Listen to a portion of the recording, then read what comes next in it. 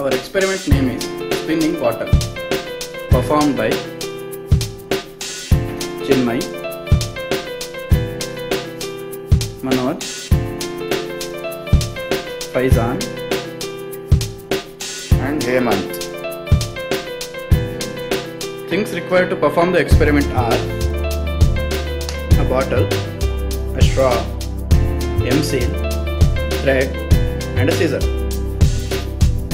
First, we need to cut holes at the bottom of the bottle, insert the straws tangentially and seal it with M-seal.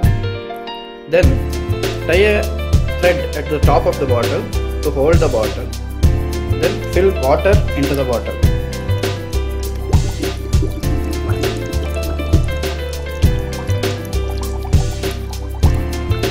To your surprise, the bottle will spin very fast. When water comes out of the straw in one direction, the bottle will spin in other direction due to Newton's third law. And as the water level decreases, spinning speed is also reduced. Thank you.